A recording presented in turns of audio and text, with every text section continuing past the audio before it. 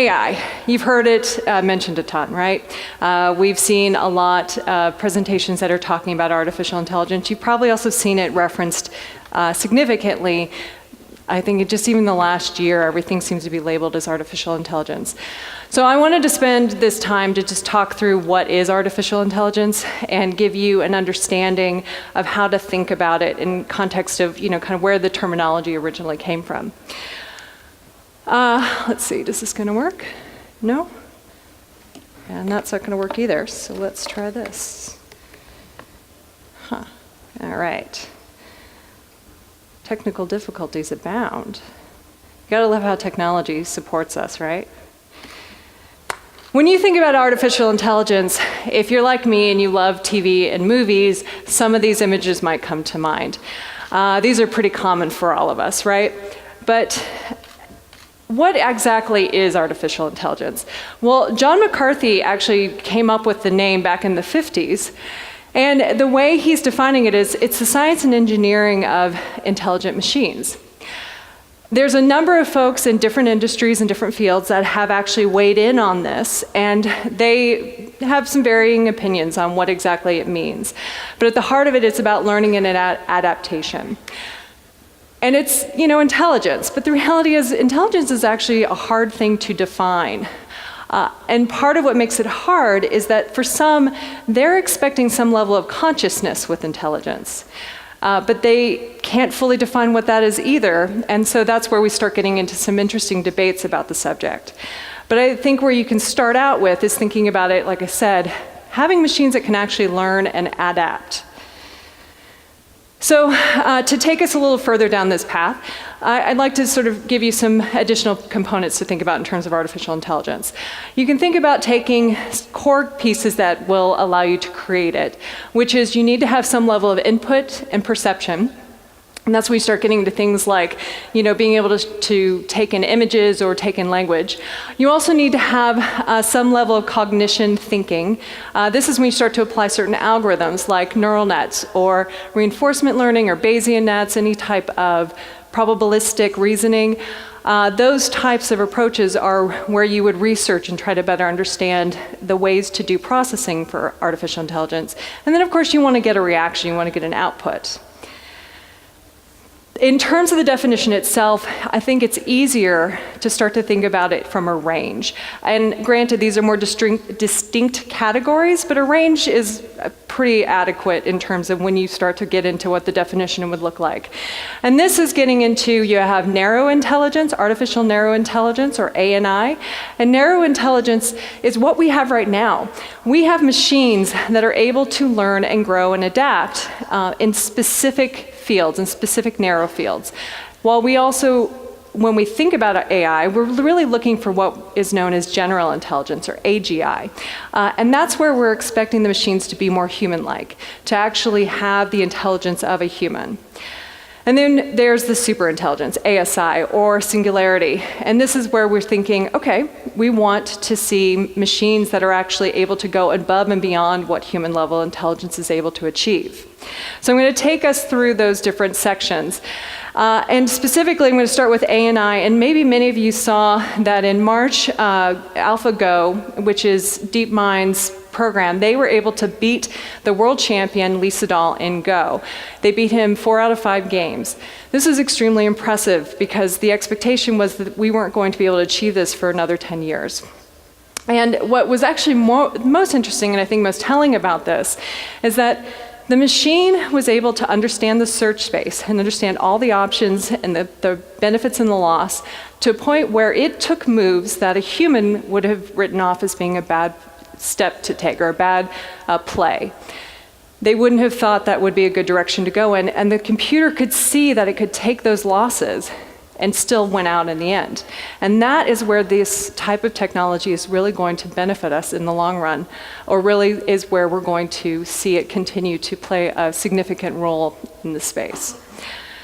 Another great example for narrow intelligence is definitely, we actually just saw talk about this in terms of being able to have speech recognition and NLP, extremely difficult space to be involved in. And Siri, of course, is a well-known example, and many of us, I'm sure, think, oh, Siri, I'm not that excited about Siri. And it's because you can't have just a very common conversation with that technology. But the advancements we've seen in just the last few years alone is amazing in this space. And it's just a matter of time. And what I've listed up here is Viv, because this is the most recent mention that I've seen in the space, where the team from Siri has provided this type of solution, and apparently it's able to understand conversations at a much more complex level than we've seen so far. And then, of course, I think every talk has been mentioning the self-driving cars. The kind of problems that this car is solving in the space that it's in is amazing. The goal is getting from A to B, but the amount of things that you have to take into account, you can't just code into it conditionals. I mean, this is a lot of different algorithms that are coming together to allow this car to continually to adapt to all the variations that might be thrown at it. So these are some great examples of areas where we're seeing technology applied narrowly to solve certain problems, but applied in a way that it is able to continually learn. It is constantly growing and changing and being able to figure out new ways to solve and apply whatever it needs to apply to solve that problem. But as I mentioned, when we talk about artificial intelligence, most of us are thinking, we want something that's like a human, for whatever reason that is. And what's funny is that this is actually an image from Metropolis. This is an old film, and you look at it and you think it looks kind of human, it also looks kind of alien, and the whole point of it is to point out that it actually is alien. And what you have to keep in mind is when we are building any type of technology, we don't have emotions and morals being programmed into that technology. There are attempts to do it, but that is an extremely hard thing to do. It's hard enough as it is to try to get our technology to learn. It's a whole nother thing for us to try to figure out what exactly are morals and how do we define that for the computer to understand. So it's important to think about it as this is alien. This doesn't fully understand us as human. But we still want it. We want something that's generally intelligent. And there's a number of debates in this space. And I think where it kind of, or at least what I want to point out for us in this is that in terms of general intelligence, we're looking for something that will have intelligence not just in a narrow band, not just about Go, but it will be able to go across multiple environments. It'll be able to understand across multiple spaces. Now, there are those who think you need to be self-aware, you need to have consciousness, even though, like I said, we could spend some time debating what that means, in order for it to achieve human-level intelligence. There are some who would say that really humans are doing pattern recognition at a much more complex level, and that's all we really are at the heart of it.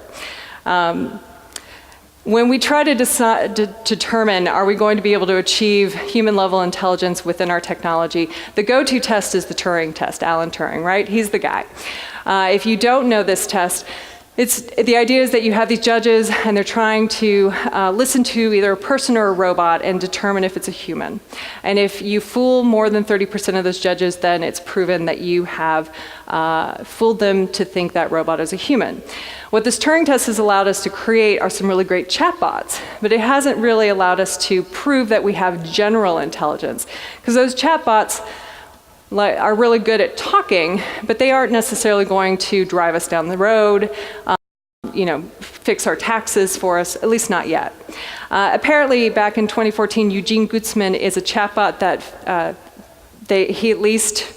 this chatbot proved that it was human to more than 30% of those judges. He was pretending to be a Ukrainian boy who was 13 years old, and that English was his second language. Like I said, the Turing test, it's our go-to test, and Turing himself even said this is an imitation game. It's not necessarily trying to prove that it's exactly human, it's trying to fool us into thinking it's human. And so, is it going to allow us to prove general intelligence? Arguably not. Is it going to allow us to prove consciousness? Probably not. We still don't have that fully nailed down. But it is an imitation game.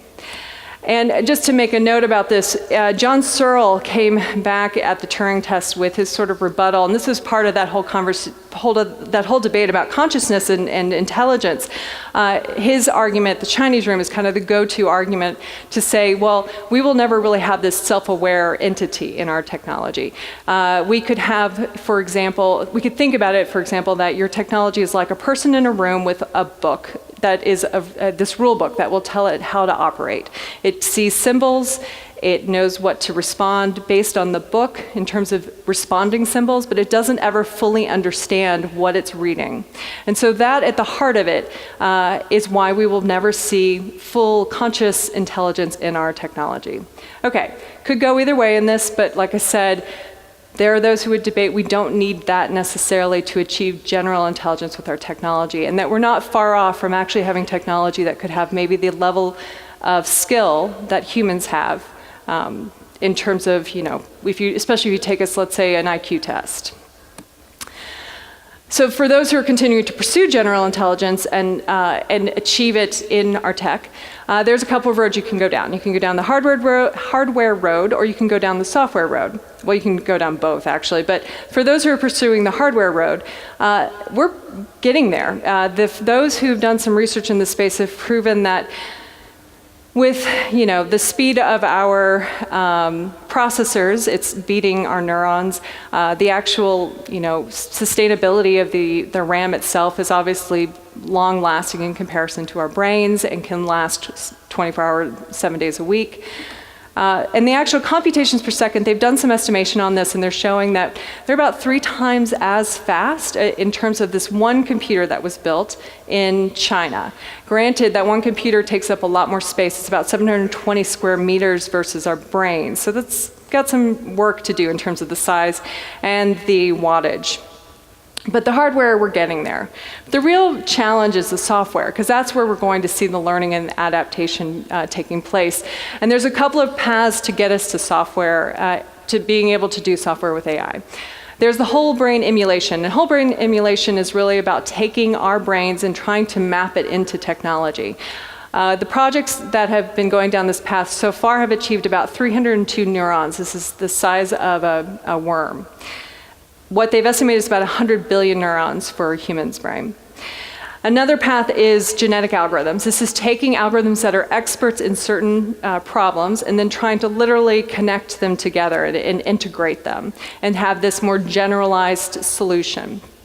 And then there's recursive algorithms. It's using things like Markov chains and Bayesian nets and trying to allow the actual problem-solving robot learn and grow in the space. So, okay, we have general intelligence, or we have this desire to get to general intelligence. And humans, at least they think, it's a long road to get from the lowest level IQ to the highest level IQ. At least this is our general perspective. And I pulled this from this great blog called Wait But Why. If you haven't checked it out, I highly recommend it. What's important to understand is that we might think it's going to take a long time to get from one place to the next. But for those who are experts in the field, their belief is that if we can actually achieve general intelligence at a lowest level IQ, it will take almost no time for it to go above and beyond what humans are understanding and humans are capable of, and then to exceed that.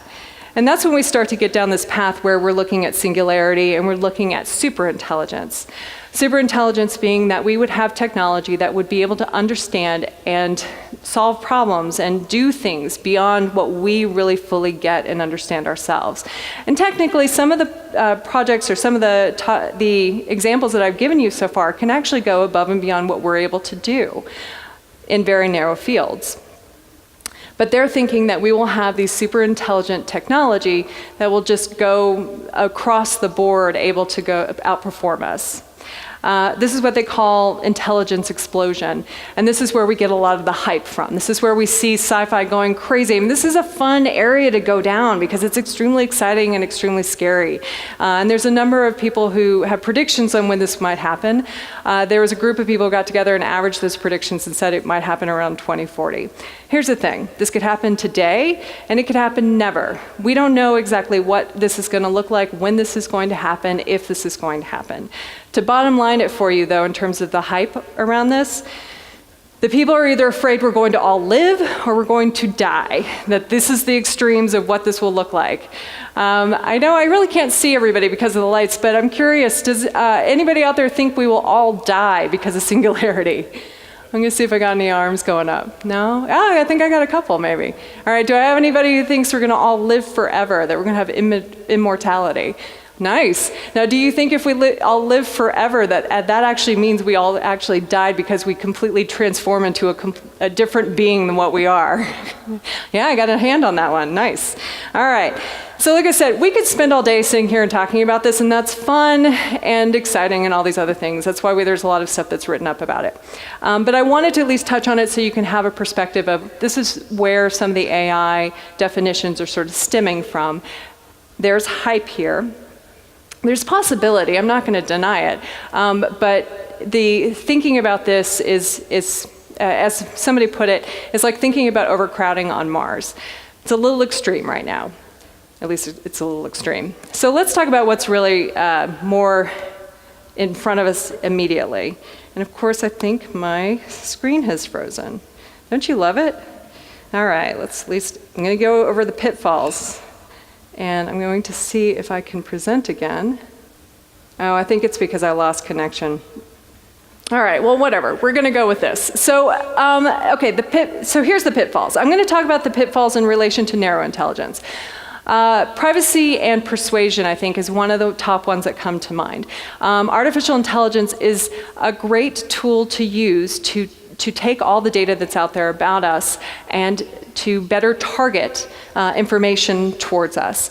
And this is an example of a billboard in London that is actually using facial recognition to adapt and change what you see on the screen. This is actually pretty crude when you think about what's already going on online on a regular basis in terms of ads that are being shown to us and the kind of data that's constantly captured about us. So privacy and persuasion is definitely an area of challenge that will be continually faced as we go down this path in terms of improving narrow AI. Another area that's a challenge for us is legal. If we have self-driving cars, then it completely changed the rules of the game in terms of when you think about all these laws that have been put in place for those who are liable who are driving the car. In the States, it takes a long time for us to put laws into place, so if we have all these self-driving cars coming onto the road, how long will it take for us to figure out what kind of problems we'll have to deal with? And I'm just giving you the self-driving car perspective. Think about this in relation to all the different ways we're applying artificial intelligence tools, how quickly they're adapting and changing the rules of whatever industry they're being applied to. And then, of course, the other one that you hear a lot about, and we heard about this morning in the keynote, economy. This is also something that is top of mind for many. And Switzerland literally voted yesterday on whether or not to give free lunch to their whole community, and they decided against it. I think it was like 78% said no. This is a constant question, and the reason why is because in this chart, what I'm showing you here, this MIT professor showed this, Andrew McPhee, at a conference. He showed this screen, and he was showing that if you take out the whole shifting of industries, what they're showing is that there's an actual negative job growth in the last, or the first 10 years of this decade. So you'll see here that bottom blue line is showing a negative growth in the US. There's a concern that automation using AI tools are going to lead to us having less people who are able to find jobs. And that the questions that are coming out of this constantly in various places is, should we be doing something like a living wage? So this is definitely an issue. And look at that, everybody gets to read my chats. That's fantastic. This is like the best moment ever. I guess I'm getting my connection back. Let me turn that off. Okay, so let me move on to the upsides. All right, the biggest upside is health. So health, I think for most people, it's an easy topic to have a conversation around because similar to, like I was saying, the big bottom line, top line for ASI being, we all live and we all die. Well, the biggest benefit we can perceive with artificial intelligence is definitely that it could potentially improve our health. And I saw a talk earlier talking about ways to better specialize how we deal with our meal plans and health in terms of each individual, being able to give them specific guidance on what they should be eating to help improve their health. Imagine having these AI tools that can specialized treatment plans for you. What I have up here is an actual device that's being used in combination with a neural net to identify cancer in blood cells, and they've been able to achieve, I think it was like a 93 to 95% rate in that classification, which is very impressive for what they've accomplished with their neural net in this place. So health is a big area of opportunity. Safety and security can go both ways. I'm going for the benefit side on this argument. Switzerland has implemented these drones to look at the images of the surrounding terrain in order to be able to help with search and rescue. So they can identify anomalies and paths to help find people faster. And they've been able to do better identification, I think about 3% better than humans in terms of search and rescue. Okay, this one is a little less exciting in terms of, it seems a little more normal. The Nest, I don't work for them. But this is a thermostat that individuals are using to help track their patterns and their usage patterns of their air conditioning, their heat. It reduces the bill, it reduces their use of energy. Major utility companies are using different types of algorithms that are artificial intelligent type algorithms to improve how they're using resources. At the end of the day, being able to use these types of tools commercially in businesses will allow us to potentially reduce the impact we're having on the environment, which is huge. The more we can improve that, the better off we'll be in the long run. And what I like about the Nest is that it's so simple, it's elegant in its simplicity. Because at the end of the day, you think about it, artificial intelligence sounds kind of exciting and like a fantasy. And somebody in the space was saying that, once you've actually achieved something and it almost seems normal, it no longer keeps the title artificial intelligence. It sort of becomes like, well, that's just normal, it's part of the mundane. But it is a machine that's learning. And actually, one of the things John McCarthy said that he believed that thermostats even had belief system. Okay, so artificial intelligence, learning and adaptation. Better to think about it in terms of these, whether you want to say buckets or a range between narrow intelligence, which is what we have in various fields, general intelligence, which is what we keep thinking we kind of want overall, which is this intelligent machine that can generalize and be almost human-like, and super, which will go above and beyond and sort of scares many of us at the end of the day. Or maybe makes many of us excited, I don't know. If you want to spend some time, especially if you want to spend some time with certain algorithms that are around like neural nets, this was also mentioned earlier today. The area that most people think will see the biggest advancement is in unsupervised learning. So that would be an area I'd say if you want to spend some time researching, that would be one that I'd recommend looking into. And then here's one thing I want to leave you with, is that if we were actually able to achieve ASI, this is supposed to be above and beyond what we understand, what humans are capable of understanding. So how do we know what that's going to look like? Because we can't know. So we can spend all day looking and thinking and imagining, but it is going to be unknown. All right, I have a bunch of references. I've actually already posted these slides up on my Twitter account, which I have a bunch of people who helped me. My Twitter handle is @NightOwl. The company I work for, as I mentioned, is SkyMind. We are an open source neural net platform, and we're in Java and Scala, and we're always happy to have more people participate in the application if you ever want to join in. But more importantly, I've listed a Gitter channel at the bottom. Gitter is a GitHub chat channel. And that is actually a place where a number of people from our community come together and chat about neural nets all the time. We'd love to have more people join in. You don't have to necessarily use DL4J to participate. You can just come in and geek out about neural nets whenever you want. And I'd actually recommend, if you want to look into reinforcement learning, checking out OpenAI's Gitter channel. And that is all I have for you guys. Thanks so much for listening.